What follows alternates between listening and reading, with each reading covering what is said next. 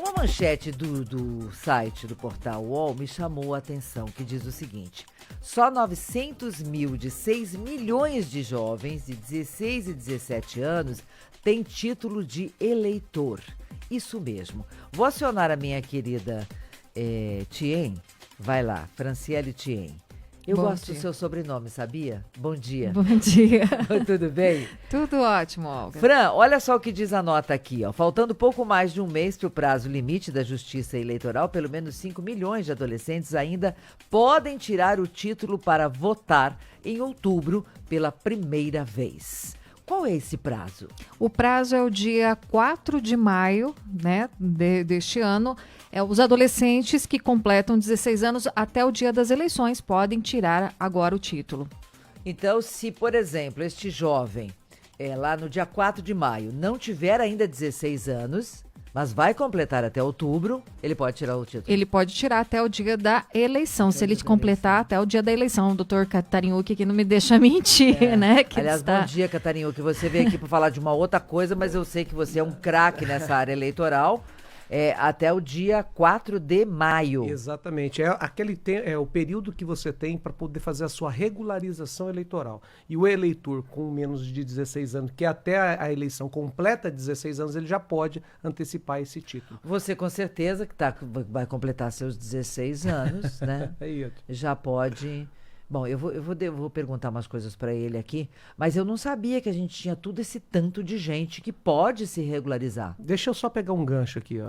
Há 11 anos atrás, eu estava me lembrando esses dias aqui, o Facebook, ele traz aquelas memórias. Nós fizemos, o UOL Nacional veio a Cascavel, o site, fazer uma reportagem quando nós fizemos aquela campanha, você se recorda, do 1 mais 1 igual a 200 mil eleitores. Sério, é verdade, eu tava nessa campanha. Sim, eu sei, não é porque a gente teve um jantar juntos e tal. E o nosso trabalho naquela temporada de 11 anos, então, que você tá relembrando, olha, já tinha esquecido, era justamente vir pra rádio, ir pra televisão, em todas as nossas redes, que a rede social não era tão forte como é não hoje. Era igual, exatamente. Né? O rádio era importante, a TV era importante. E a gente dizer o seguinte, bora lá, vamos votar. Você lembra disso, Franciele? E o que nós fizemos? Só para você ter ideia, ó, nós da OAB, na época da Comissão de Direito Eleitoral, nós ministramos muito mais de 100 palestras num curto espaço de tempo para motivar os alunos com 16 anos e antes dos 18 a entenderem a importância dele ir lá e fazer o título para votar, mas principalmente naquele momento assim, olha, nós precisamos de vocês para que a gente possa mudar o patamar eleitoral de Cascavel e tornar-se uma das cidades do Paraná. Eram 4. Você lembra quantos eleitores nós tínhamos naquela época? 187 mil, mais ou menos. Faltava pouco para 200. Exato. E nós passamos os 200. Acho que conseguimos mais de quase 20 mil a mais. Por quê? Porque a gente também incentivou isso que nós estamos falando para as pessoas que moravam em Cascavel 5, 10 anos, trabalhavam, estudavam, também regularizar o seu título local, porque às vezes as pessoas não votam, não porque ela não tem título, porque ela mora em Cascavel, o título dela está lá em Santa Catarina, no Rio Grande do Sul, em São Paulo, daí ela não regulariza e não vota, ela vai lá e justifica. Então, olha, regulariza. É um voto a menos. Exatamente, ela deixa de votar, mas ela fica quites com a Justiça Eleitoral, porque se você não votar e você não justificar, você não pode tirar passaporte, você não pode assumir concurso público, você não pode participar de licitação, tem um monte de limitações que você tem. E foi interessante por quê? Porque a sociedade organizada, Olga, não sei se você se recorda, se mobilizou, cedeu ônibus, eu lembro, outros combustível, tudo, para quê? Olha, quem quer a Justiça Eleitoral foi uma parceiraça, né, de toda a sociedade organizada, por quê? Porque ela abriu um horário estendido para atender os adolescentes, ela atendia, por exemplo, na escola tal, quantos adolescentes vão? Vai 80, vai 100, fazer esse transporte. Eu lembro que nós fomos nas escolas, você sabe uma gratidão que a gente, aliás, nunca pode esquecer, quem já fez história com a gente, quem já contribuiu muito para a questão política da cidade, Alcir Pelissari. Exatamente, naquela reunião ele estava conosco, ele sempre foi uma pessoa muito, muito envolvida com a política e sempre muito responsável nas suas ações. Descanse em paz, meu amigo, que deixou muita saudade, sem dúvida. Deixou um legado, né? Daquela questão de paciência. Ele era um cara tão paciente que quando as pessoas chegavam chegavam assim, ele com aquele jeitão dele, ele Foi pacificava. embora cedo demais, foi embora cedo demais. Pessoal, E aí, sabe do que eu lembro numa hora dessas, sabe, Franciele Tien e ouvintes, quando nós falamos sobre a importância de votar, a importância de transferir o seu voto, eu lembro que as pessoas falavam assim, quando eu morei 15 anos em São Paulo, e as pessoas falavam assim, você transferiu o seu título para São Paulo? Não. Meu domicílio eleitoral continuava sendo Cascavel. E eu vinha de São Paulo, eu me programava na época da eleição para vir votar. Mas muita gente, como você falou, né? Céu Azul, lá, morava em Foz do Iguaçu, em Santa Catarina, São Paulo, enfim, justifica, não vota. Então, esse é o tempo, né, Franciele? Também para regularização da transferência. O tempo, é o prazo máximo, dia 4 de maio. 4 de maio. E outra coisa, Olga, que eu achei muito legal, porque quando eu relembrei essas questões, essa questão, porque eu tenho um vídeo, né? Foi muito bacana. Eu encontrei nas redes, sabe aqueles adolescentes que foram entrevistados na época que estava completando? O eleitor 200 Hoje eles mil. estão com 26. Não, então, 27, 28 então mil o eleitor com 200, o eleitor 200 mil, nós tínhamos um eleitor símbolo, né? Que a gente fala, esse aqui, quando nós estávamos lá e fizemos toda uma movimentação da imprensa para falar, esse é o eleitor 200 mil, né? Ele é enfermeiro, encontrei com ele no HU, ele lembrou, ele falou, eu sou o eleitor 200 mil, ele já se formou. Outro que foi entrevistado na época, e ele estava lá falando, até tinha um negócio de Câmara Mirim, não sei o que, Câmara de Vereadores Mirim, um negócio assim que ele estava fazendo na época, e ele falava assim, não, eu quero isso, esse aqui é meu assessor e tal, foi bem bacana, tinha 16 anos. Eu encontrei com ele esses dias nas redes sociais, e eu entrei em contato com ele, ele me ligou, a gente conversou, é advogado, militante, ele falou assim, olha, todo o trabalho que vocês fizeram, OAB e tal, me motivou a ser advogado. Sabe que é aquele negócio de satisfação? Orgulho. Porque é muito legal você ver aqueles adolescentes que votaram lá. Eu até sugeri com os amigos meus, eu falei, por que vocês não voltam e fazem uma matéria com esses adolescentes que vocês gravaram? É verdade, boa sugestão.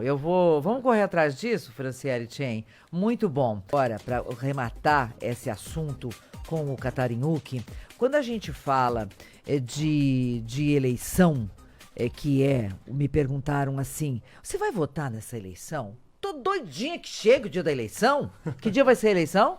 Vai ser 4 de outubro, né? 4 de outubro, primeiro turno? É, isso aí. 4 de outubro. Tô doidinha que É o primeiro chegue. domingo, a gente sempre fala, é o primeiro domingo do mês de outubro, e o último domingo do mês de outubro é o segundo turno, né? Primeiro domingo do mês de outubro, primeiro turno. Isso. E o último domingo, O né? último domingo, é o último. a Franciele tá vendo ali. É o último domingo. É aquele período de 3 semanas que tem da Isso, as 3 campanha. semanas. Bom, aí as pessoas falam, ai, tô tão desencantada, não quero mais saber de eleição, de votar. Pois bem, quero falar para você que tá me ouvindo aqui pela CBN, quero falar para você que está me vendo. Sabe como é que eu comparo? Eu faço a seguinte comparação. Quando você tem um filho na escola e você não se envolve em saber como está a escola, quem é o diretor da escola, quem é que comanda tudo lá, a professora do seu filho, o professor, quem são essas pessoas? Se não tem direito também de depois subir na mesa, bater no peito e se arvorar. A gente precisa saber, conhecer e participar. Quando você mora em um edifício que tem reunião de condomínio e você não participa, você tem simplesmente de acatar a decisão que foi tomada na Assembleia. Eu morei pouco tempo da minha vida em prédio que tinha reunião de condomínio e nunca deixei de participar. Mas eu lembro de um morador que chegou um dia e falou assim, mas como? Mas quem autorizou a fazer a revisão toda da parte elétrica? O outro gritou lá por conta que a revisão do elevador, que é uma coisa super séria, que custou muito caro e tal. Alto lá! Eu fui uma das que levantei e disse, na Assembleia passada, nós decidimos que precisávamos fazer uma revisão da parte elétrica, porque a conta de luz estava muito alta. Nós precisamos, sim, trocar a empresa que fazia a revisão dos elevadores, que é uma coisa muito séria, e tudo isso custa dinheiro. Você estava aqui para participar? Você estava aqui para votar e dizer não aceito? Pois então, terá de acatar a decisão da maioria. Assim é uma eleição. Se eu não participar, não sei se essa minha analogia vale para alguma coisa, viu, doutor Catarinhuque? Sim, inclusive mas eu costumo dizer isso. É assim que a gente participa, é assim que a gente muda aquilo que a gente não quer. E tem, inclusive, alguma falsa sensação de falar assim, não, então eu vou votar nulo, porque daí, se eu votar nulo, eles vão saber. Não, quando você vota nulo, além de você abrir mão do direito de escolher, né, do seu direito de escolher, você possibilita que aquele candidato que ele tenha, se ele tiver só o voto dele, ele se elege. Olha que coisa maluca, você não vai anular a eleição. Existe uma falsa... Não, se a gente tiver X de nulo... Não, você não anula a eleição nenhuma.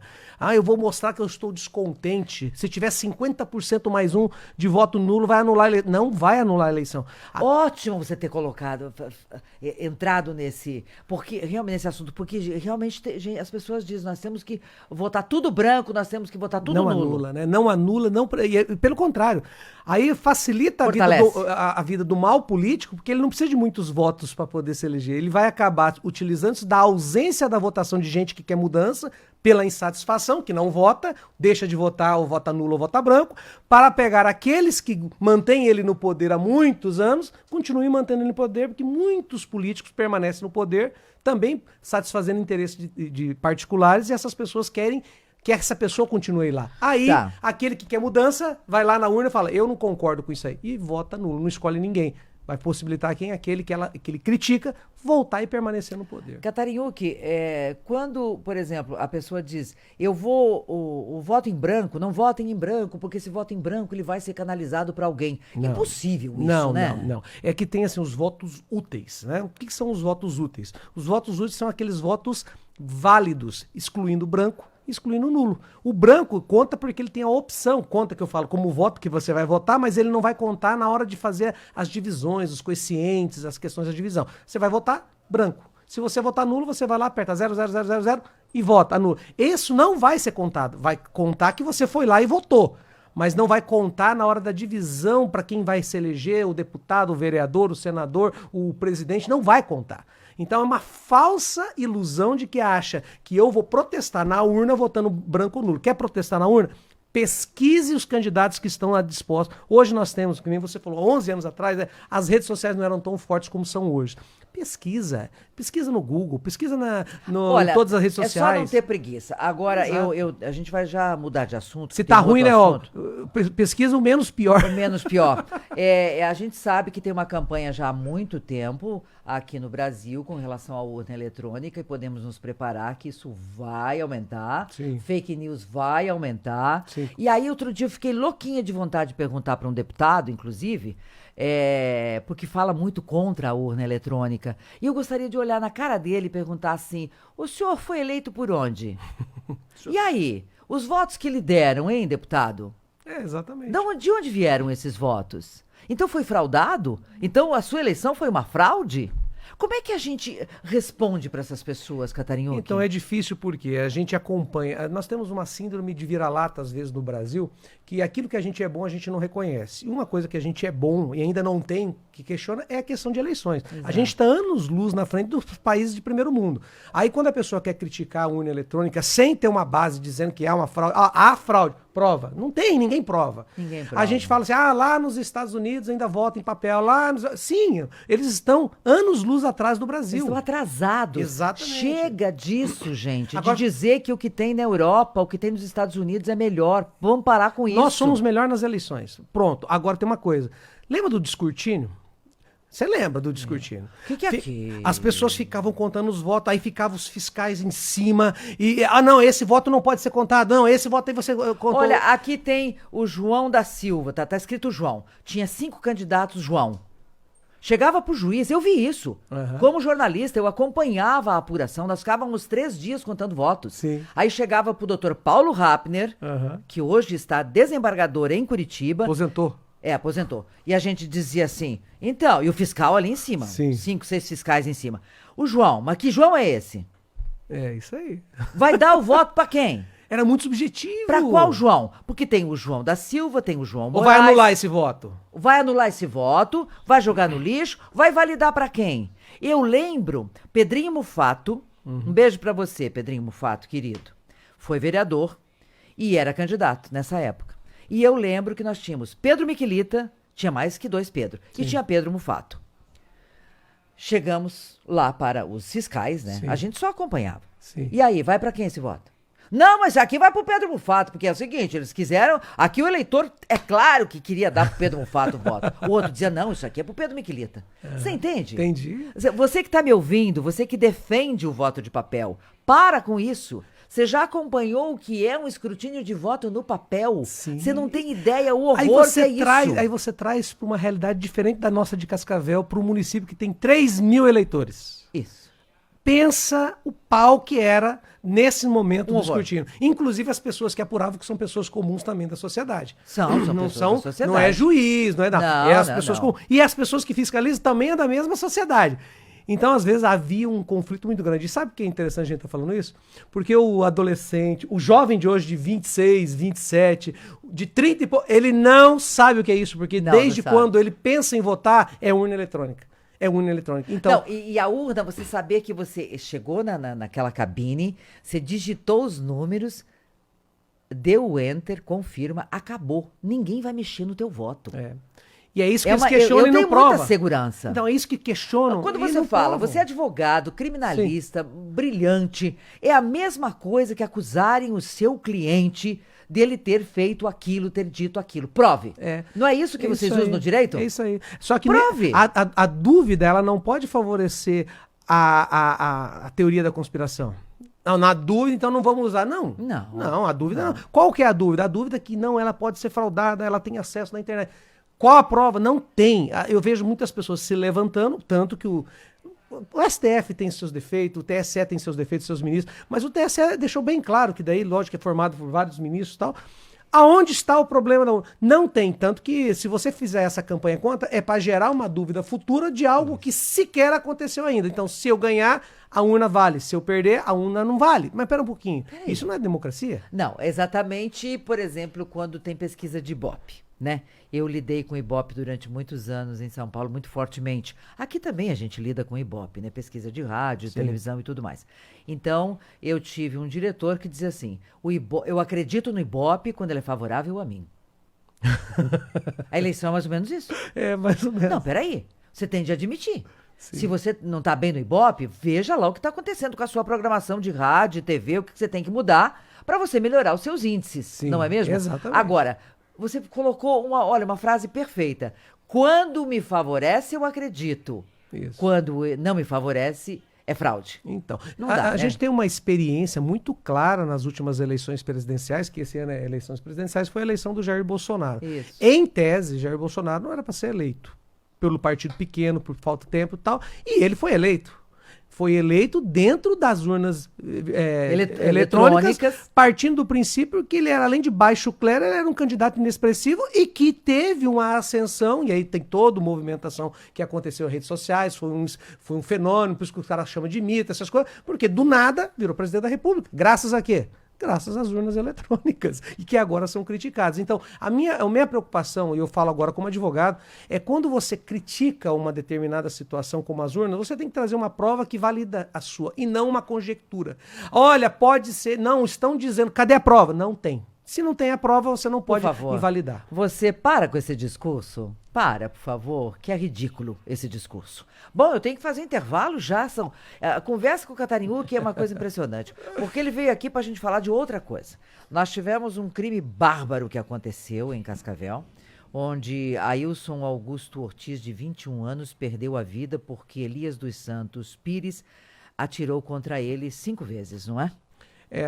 Eu não vi o laudo. Vezes? Foi 4, são 3 Pelo menos disparos. as notícias dizem que são 5, mas não importa. Sim. O triste é que esse menino foi morto e é uma briga de trânsito. Exato. E eu tenho muito medo de dirigir em Cascavel. Juro, falo pra você, tenho muito medo. Porque realmente a violência dos motoristas... Estava aqui conversando com a minha colega, a Franciele Thien. A gente é fechada... As pessoas fazem sinais obscenos pra gente, elas gritam, elas xingam e eu fico quietinha e saio quietinha porque eu não quero levar um tiro. Eu já vou falar sobre este assunto, agora eu quero mandar um bom dia para o grande jornalista que eu admiro tanto, o Josimar Bagatoli. Trabalhei com ele. Josimar, tenho muita saudade de você, menino. O Jean Lux, o que ele fala aqui? Desonestidade intelectual. Os brasileiros querem a urna eletrônica, sim, porém exigem a atualização de da urna com a possibilidade de auditagem através da impressão comprovante do voto. Mas a gente tem o comprovante do voto. Não, a impressão que ele diz é que comprovar a quantidade de pessoas que votaram naquela urna. Porque não tem como você sair em quem você votou. Porque daí seria uma barganha. Eu entendo. Você votaria, entendeu? Você vai sair o comprovante. Igual acontecia no passado, viu, Jean? Quando... Eu vivi isso também. Quando a pessoa diz assim, não, eu tenho que votar lá e votar pro fulano de tal, porque me deu a cesta básica, porque ele falou se o voto dele não aparecer na urna tal, lá do Colégio Marista, na sessão tal, eu vou ter problemas. Eu vivi isso, tá? Então é complicado. É a barganha. E continua os currais por aí, continuam. Eu faço o intervalo, eu já volto para continuar a minha conversa aqui. Obrigada pela audiência, Jean. Lux? Será que é assim? Lux é assim que fala. Obrigada pela audiência e contribuição aqui. Deixa eu ver se eu tenho Olga, mais deixa eu só fazer uma correção aqui. Por favor. A eleição no dia 2 de outubro, que é um domingo, dia 4 é dia de semana. Nós confundimos por causa do último dia, isso. E é o segundo turno no dia 30. Tá certo. Continue mandando o seu... Doutor Jô, que espetáculo, é isso. Não seja o coadjuvante, seja o protagonista da sua vida, não é mesmo? Pegue as rédeas da sua vida aqui, ó, firmes, e siga. Trace planos, objetivos e vá em frente. Agora são 10 horas e 39 minutos do nosso sábado, hoje, 26 de março de 2022. Doutor Luciano Catarinhu, que está aqui para nós falarmos sobre essa barbárie que aconteceu. Foi quinta, né? Exato. Quinta-feira. Aqui em Cascavel, onde o rapaz, o jovem Ailson Ortiz, de 21 anos, perdeu a vida. O que se apurou até agora, você como advogado, o que se sabe até agora? Muita gente perguntando assim, onde que foi que aconteceu exatamente, em que rua foi que se deu, em que bairro se deu isso, Franciele? No bairro Neva, na rua Cuiabá, próximo à rua Manuel Ribas. Foi de manhã cedinho, Foi né? de manhã cedinho. Uma briga de trânsito que resultou nisso. Pois é. Uma das coisas que chama bastante atenção e choca, porque crimes a gente vê que acontece vários... e todos os dias, em todos os lugares, mas quando você tem registrado esse crime, toda a dinâmica dele, do começo, meio e o fim, como através de câmeras de segurança, deixando bem claro que hoje todas as cidades têm câmeras de segurança espalhadas por todos os lugares, e Cascavel, em especial, Olga, tem muitas câmeras de segurança públicas e privadas, porque a casa tem, o comércio tem, e uma dessas câmeras flagrou toda a cena, todos os fatos. Isso, lógico, auxiliou tremendamente a equipe policial. E precisamos, antes de começar a falar sobre isso, Olga, elogiar o trabalho do delegado Diego Valim, da Delegacia de Homicídio, do Márcio, superintendente, e de toda a equipe de policiais da DH de Cascavel. É exemplar, são extremamente profissionais e são tops.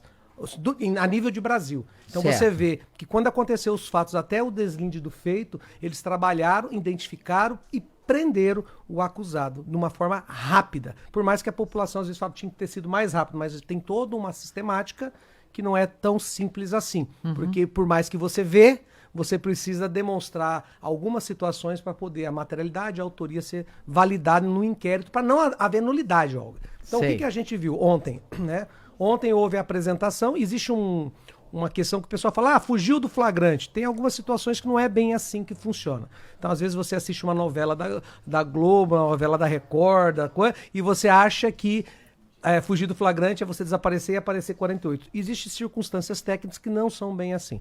Nesse caso, assim que foi identificado, a polícia já começou a trabalhar, por causa que ele não se apresentou de forma imediata, pela prisão preventiva do acusado. Essa prisão preventiva foi decretada no lapso de tempo em que ele foi se apresentar no final da tarde do dia seguinte.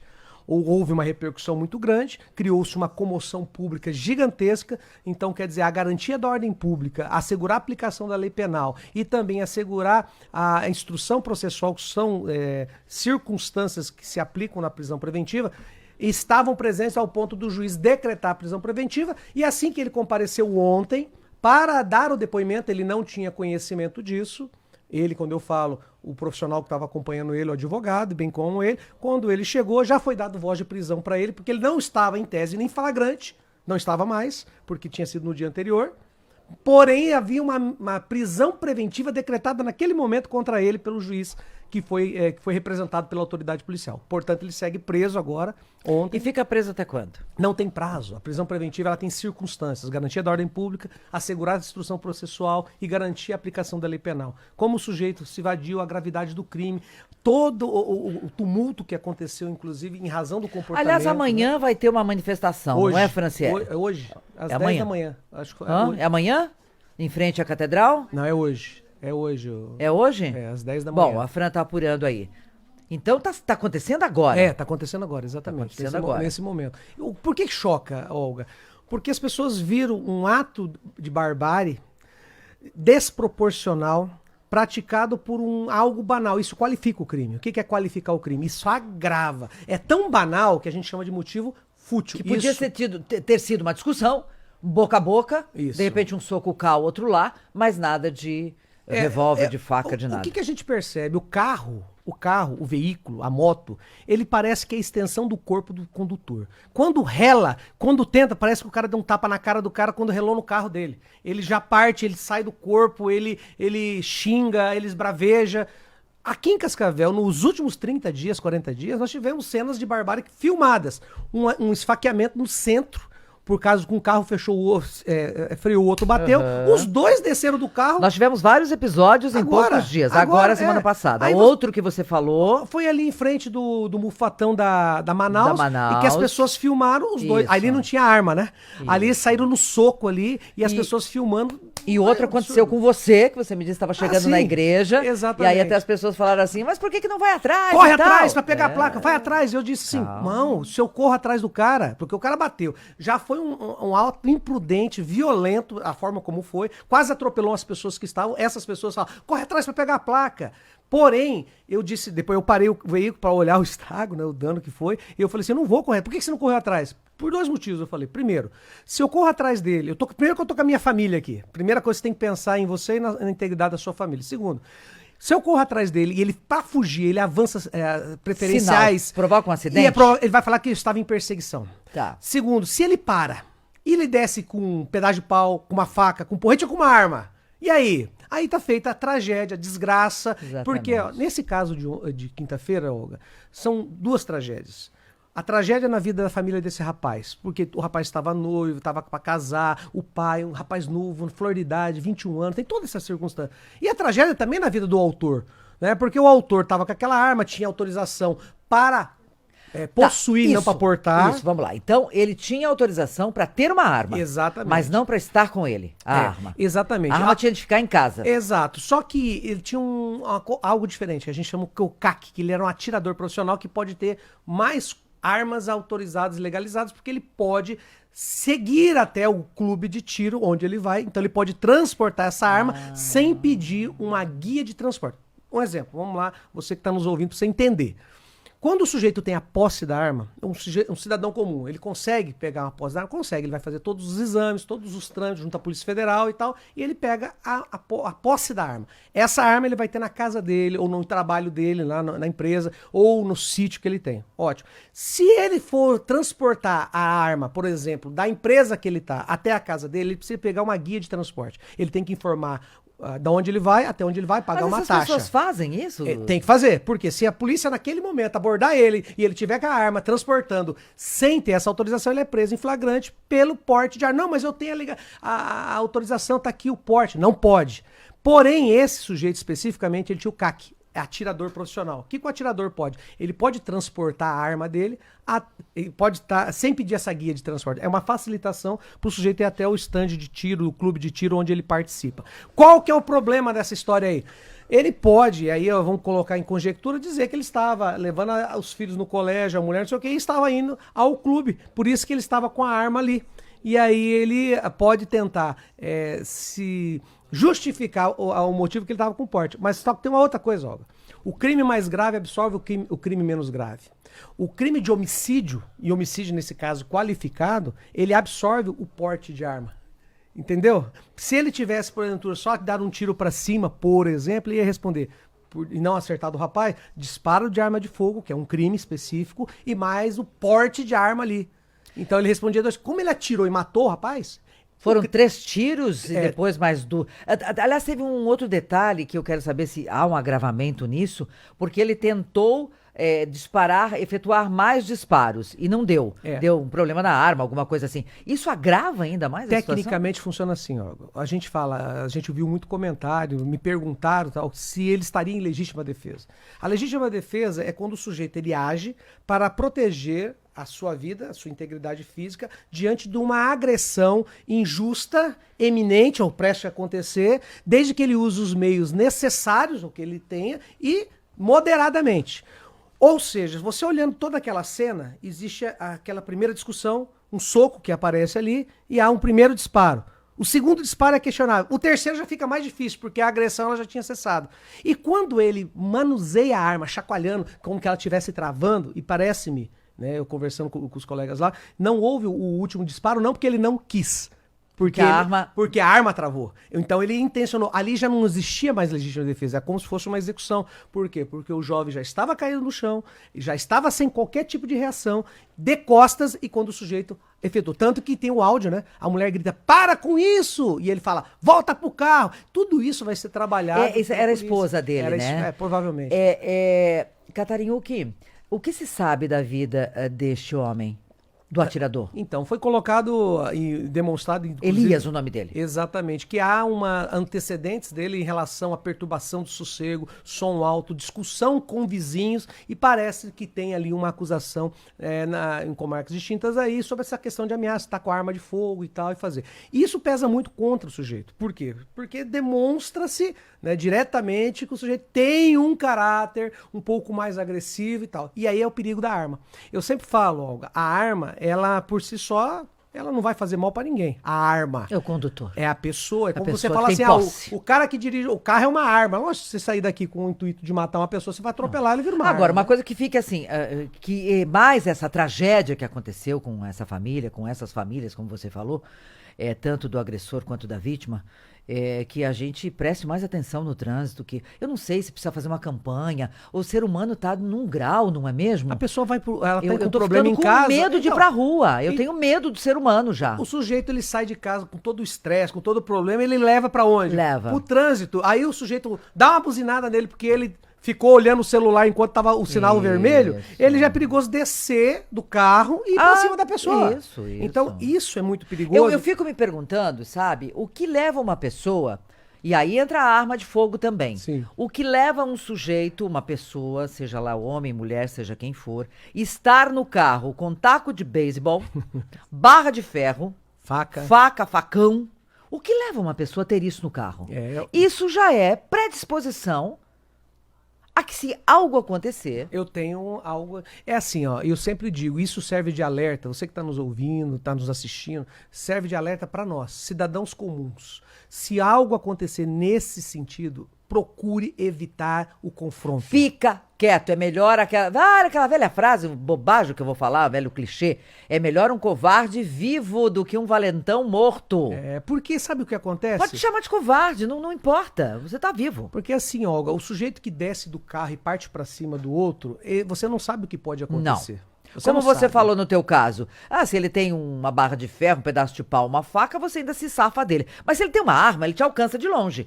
E você tava com a sua família, enfim. E já pensou a tragédia que daí o cara acaba e a mulher intervém, leva um tiro também? Sim. E aí a filha desce, leva um tiro também. Sabe aquela proporção que toma uma situação que você saiu da sua casa, ninguém entra num carro pra matar alguém? Não, Primeiro ponto. Lógico. Agora, quando você se depara com essa circunstância, e é um alerta pra nós, evite, segue a sua vida. O cara buzinou pra você porque você fechou ele sem querer, porque o que relata nesse caso específico foi uma troca de faixa. O sujeito do carro, ele trocou a faixa sem fazer dar o sinal, alguma coisa, e fechou o motociclista. Não houve nem colisão. Olha que doideira. Houve como se fosse um afronto, e aí começou uma discussão, um bate-boca que evoluiu para essa tragédia. Catarinhuki, muito bom ter você aqui mais uma vez, muitíssimo obrigada. Aliás, o chefe dizendo assim, eu tô aqui também, eu tô dando bom dia pro meu povo, né? o nosso querido Kaique, tá? Bom dia, chefe. A gente repete o bom dia aqui. E quem está também aqui com a gente, tem que voltar ao assunto das eleições, o Edgar Bueno, nosso ex-prefeito de Cascavel, olha o que ele escreveu aqui. Bom dia, Edgar. Obrigada pela audiência. Nas eleições de 86, mesários, candidato e justiça. Qualquer voto em dúvida ou em branco era colocado no montinho do que ganha a eleição. As mesas mudaram o resultado das eleições. Olha aí. Caramba! Ele está falando de 1996. Aí, É muito recente, Edgar, o que você está falando. Exatamente, para você ver como que é o impacto e talvez, e é bom, ele coloca essa experiência que ele é um político tarimbado e antigo, várias eleições de prefeito e deputado. E diz que em 2024 ele vem candidato de novo, né? E é um pré-candidato. É um pré-candidato. E aí nós temos uma geração, 1, 2 ou 3 gerações, que não conhece isso, tá, Edgar? E você que está nos ouvindo não sabe o que é isso. Quando fala descortínio, o cara tá pensando o seguinte, lembra das últimas eleições, eu acompanhei a cobertura, quando deu uma pane no sistema, porque foi a primeira vez que o TSE, não sei se você sabe, Olga, o TSE fazia assim, primeiro você fazia as totalizações parciais e tal, encaminhava pro TRE. Isso. O servidor do TRE encaminhava pro TSE. Nessa eleição passada, deu uma pane ali, porque encaminhou diretamente pro TSE. Então, para baratear os custos, centralizaram no TSE ao invés de fazer essa ponte do TRE. E aí houve um atraso de 1h20. Aí o pessoal, como que pode tal? Antigamente demorava 24 horas, 48 horas, Querido, 72 eu horas, apurei 5 eleição dias. que demorou 3 dias, 5 dias. Então, você, por favor, que é defensor do voto de papel, é porque realmente você desconhece a verdade, é porque você não viveu essa época e não sabe o que é o sofrimento de contar voto das 8 da manhã até a meia-noite, 1, 2, até as 3 da manhã, ou virar à noite contando voto. Isso. E, bom, aí a gente tem até um depoimento aqui de um ex-prefeito, como você falou. deputado, Deputado, uma pessoa que disputou várias eleições e Com conhece urna eletrônica muito bem. e com papel. Com papel, né, Edgar? Com papel e com urna eletrônica. Muito obrigada por você ter Olga, vindo. obrigado. Eu fico feliz em poder ajudar a sociedade, principalmente colaborar. E você sabe que eu sou teu fã, então eu sou também sou suspeito, sua né? fã. Eu falo sempre, quando você me convida, eu fico muito feliz. Eu fico feliz. Conte sempre comigo. Um abraço, Olga. Obrigado. Agora, para encerrar, eu quero te fazer uma pergunta. Você gosta de abacaxi? Eu adoro abacaxi. E aquele miolinho do abacaxi, você faz o que com ele? Joga fora? Eu faço suco. Você come? Como também. Não, suco Então faz agora comigo. nós vamos ter um craque aqui, que é o top. Gilson Giombelli. Ele vem falar do abacaxi, do talo central do abacaxi.